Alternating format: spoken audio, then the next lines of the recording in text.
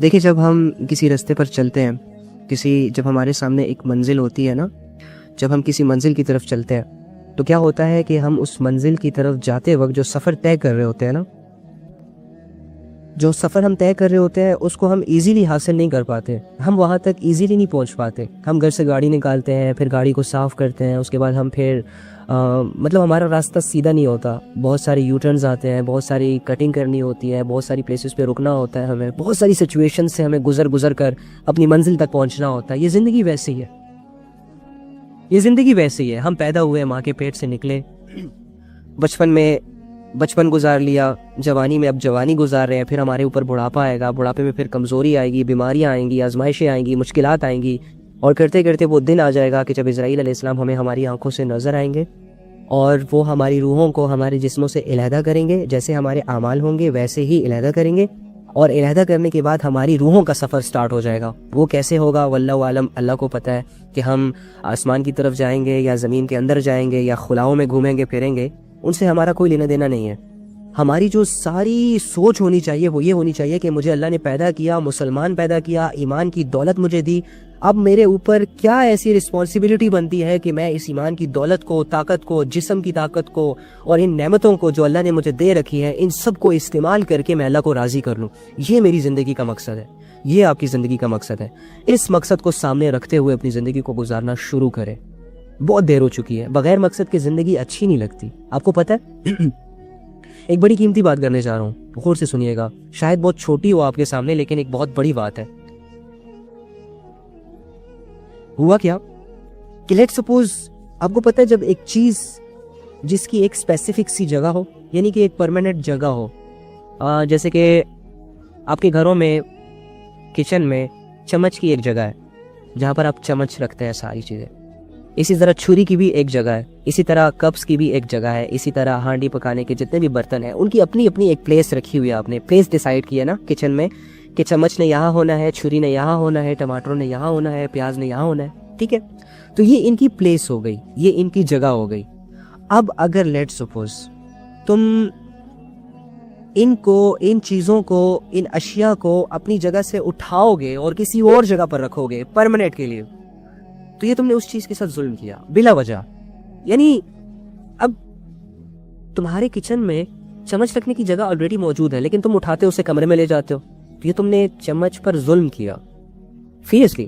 سمجھانے کے لیے کہہ رہا ہوں۔ اس کے علاوہ اگر کپ کا ایک جگہ ہے آپ کے کچن میں کہ یہاں ہوگی یہ کپ، یہاں سے آسانی ہوتی ہے لوگوں کو اٹھانے میں بھی اور ہمیں بھی آسانی ہوتی ہے اٹھانے میں، اور دوسرا یہ کہ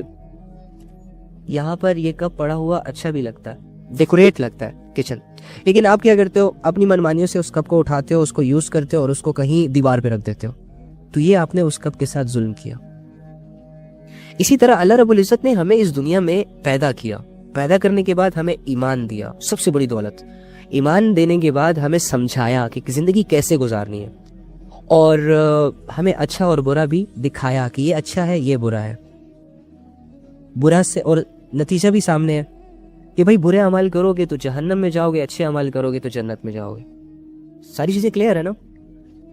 اب اگر ہم اس زندگی کو اس زندگی کی جگہ پر استعمال نہیں کریں گے تو ہم اپنی زندگی کے ساتھ ظلم کر رہے ہیں۔ اللہ تعالیٰ نے ایمان ہمیں دے دیا نا، تو اب آپ کو ایمان کے فائدے پتہ ہیں کہ ایمان سے انسان کتنے بڑے بڑے فائدے حاصل کر سکتا ہے۔ ایمان کی حالت میں کی گئی چھوٹی سی نیکی اللہ کے ہاں مقبول ہے،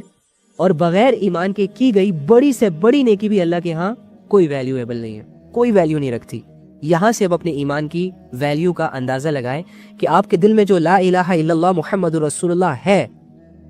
جس کی جڑیں آپ کے دل میں مضبوط ہیں، جس کی ویلیو کو آپ جانتے ہیں، اور اس دولت کو آپ بڑی بڑی دولتوں پر قربان نہیں کر سکتے۔ اگر آپ کو لوگ 1000 کروڑ بھی آفر کریں، پوری دنیا کی بادشاہت بھی آفر کر دے، اور آپ سے یہ کہے کہ اپنے ایمان کو چھوڑ دو، لا الہ الا اللہ محمد رسول اللہ کا انکار کر دو، اللہ کا انکار کر دو، تو آپ کبھی بھی تیار نہیں ہوگے، آپ کبھی بھی تیار نہیں ہوگے۔ اور یہ اس بات کی دلیل ہے، یہ اس بات کا ثبوت ہے کہ تمہارے دل میں سب سے بڑی دولت لا الہ الا اللہ ہے۔ اب اگر تم اس لا الہ الا اللہ کو صحیح جگہ پر استعمال نہیں کرو گے، اگر تم اس ایمان کو ایمان والے کاموں میں نہیں استعمال کرو گے، تو تم نے اپنے ایمان کے ساتھ ظلم کیا۔ تم نے اپنے کلمے کے ساتھ ظلم کیا، تم نے اپنے کلمے والی زندگی کے ساتھ ظلم کیا، تم نے اپنے عقیدے کے ساتھ ظلم کیا، تم نے یہ جو ایک گاڈ، ون گاڈ کا جو تصور تمہارے دل میں ہے، اور ہونے کے باوجود کہ تمہارے دل میں اللہ کو ایک ماننے کا تصور ہے، اس پوری دنیا کی طاقتوں کا مالک صرف ایک اللہ ہے، یہ تصور ہے، اس کے باوجود تم اللہ کے اگینسٹ وہ کام کرتے ہو جن سے اللہ نے منع کیا ہے، تو تم ظلم کر رہے ہو برو، اپنے آپ پر، اپنے ایمان پر، اپنی جان پر۔ تو ہم کس طرح اس ظلم سے بچ جائیں؟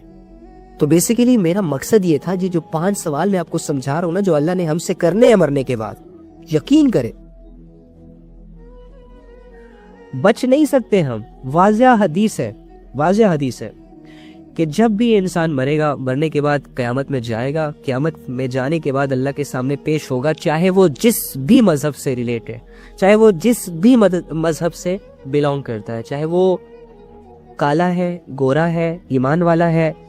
نان مسلم ہے، عربی ہے، اجمی ہے، پشتو سپیکنگ ہے، انگلش سپیکنگ ہے،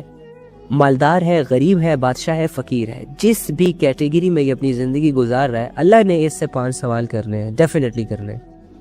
وہ کیا ہوں گے؟ یہی پہلے تو میں آپ کو سمجھا چکا کہ اللہ فرمائیں گے زندگی دی تھی کہاں گزاری، کیا کرتے رہے۔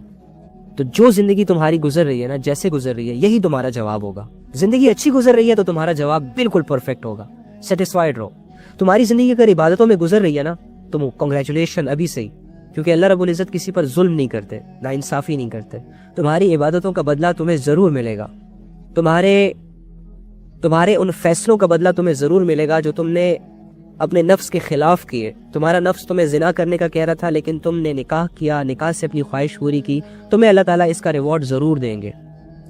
تمہارا نفس تمہیں کہہ رہا تھا چھوڑ دو، فجر بھی چھوڑ دو، ظہر بھی چھوڑ دو، عصر بھی چھوڑ دو، کچھ نہیں ہوتا، اللہ غفور الرحیم ہے، لیکن تم نفس کے دھوکے میں نہیں آئے، شیطان کی چالوں میں نہیں آئے، تم نے فجر بھی پڑھی، ظہر بھی پڑھی، عصر بھی پڑھی، مغرب بھی پڑھی، عشاء بھی پڑھی، نہ چاہتے ہوئے پڑھی، دل نہیں تھا پھر بھی پڑھی، اللہ کا حکم سمجھ کے پڑھی، سستی میں پڑھی، جس طرح دی لیکن پڑھی تم نے، تمہیں اللہ تعالیٰ ضرور اس بات کا ریوارڈ دیں گے، ضرور اس بات کا ریوارڈ دیں گے۔ اسی طرح اللہ رب العزت کے احکامات جو ہمارے سامنے ہوتے ہیں، جن کو ہم اگنور نہیں کرتے سم ٹائمز، بہت سارے ایسے لوگ ہیں یار، ان کے سامنے زنا کی آفرز آتی ہیں، وہ ٹھکرا دیتے ہیں۔ آج میری ایک ڈاکٹر صاحب سے ملاقات ہوئی، ڈاکٹر اکرم نام ہے ان کا، بہت اللہ والے ہیں۔ تو آج ہم کسی سے ملنے جا رہے تھے، تو میری ان سے بات ہوئی، بڑوں میں سے ہیں، تو وہ مجھے اپنی لائف کا ایک قصہ سنا رہے تھے۔ انہوں نے کہا تھا کہ یہ تقریباً 97-98 کی، جب ہم پیدا بھی نہیں ہوئے تھے تب کی بات ہے، کہ میں فورن کنٹری میں تھا، لندن میں تھا، اور میں پڑھنے کے لیے گیا ہوا تھا یونیورسٹی۔ تو وہاں پر ایک دن میں اپنی کلاس میں اسٹڈی کر رہا تھا، چونکہ میں تبلیغ سے جڑ گیا تھا، مجھے اللہ رسول کی سمجھ آ گئی تھی، اور میں نے قرآن بھی پڑھ لیا تھا، اور اپنے شوق سے جوانی میں ہی اللہ کی طرف چلا گیا تھا۔ ابھی ان کی عمر جو ہے وہ 70 کے قریب ہے، تو یہ مجھے بتا رہے تھے کہ جب میں 34 پہ ہوا تھا تو میرے پاس تھوڑا سا پرسنالٹی بھی تھی۔ تو ایک دن کیا ہوا کہ ہماری کلاس کی جو ایک لڑکی تھی، وہ مجھے نا روز نا میرے ساتھ اٹیچ ہونے کی بڑی کوشش کرتی تھی۔ ایک سوال بورڈ پہ سر بڑے اچھے طریقے سے سمجھا دیتے تھے، لیکن یہ اٹھ کر مجھ سے ضرور پوچھتی تھی۔ میں سمجھ گیا تھا، تو میں رات کو اللہ سے دعائیں کرتا تھا۔ یہ انہوں نے مجھے کہا کہ رات کو میں اللہ سے دعائیں کرتا تھا کہ اے اللہ مجھے کسی فتنے کے حوالے نہ کر دینا۔